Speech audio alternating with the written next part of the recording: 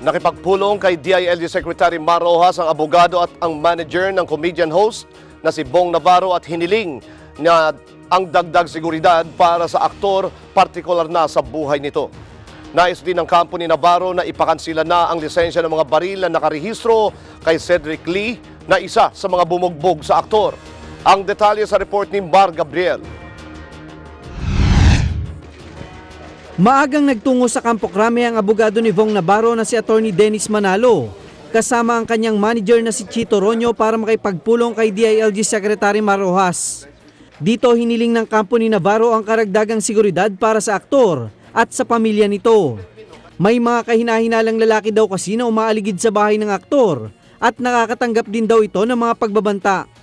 Secretary Mar Rojas as well as General Espina offered to provide security. They ask if they also ask about these threats, and they want to make sure that there will be no harm that will can be further inflicted on Mr. Bong Navarro. But we have advised them that what we really need right now is police presence and visibility in the residence of Mr. Navarro. Hiniling din ng abogado ni Navarro ang pag-revoke sa lisensya ng baril ni Cedric Lee na umano'y ginamit na panakot sa aktor. Pero ayon mismo sa PNP Firearms and Explosives Office, may proseso na dapat sundin ng kampo ng aktor bago mapawalang bisa ang lisensya ng baril ni Lee. The complainant should file a case in court or a motion in court to suspend or revoke the license. At that instant, when there is that court order, we will revoke right away. And when that order is heard by the owner of that firearm should be surrendered right away to the Firearms and Explosives Office. Ayon sa mapagkakatiwalaang source, isang Taurus at isang 9mm Glock pistol ang nakarehistro sa pangalan ng negosyante.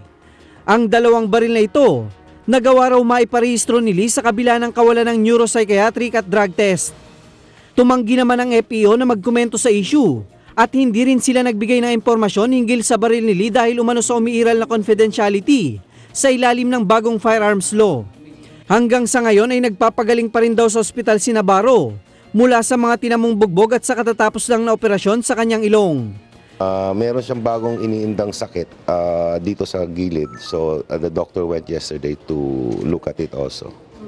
But we've been advised that he needs to have his parang internal sa head talagang to thoroughly check it.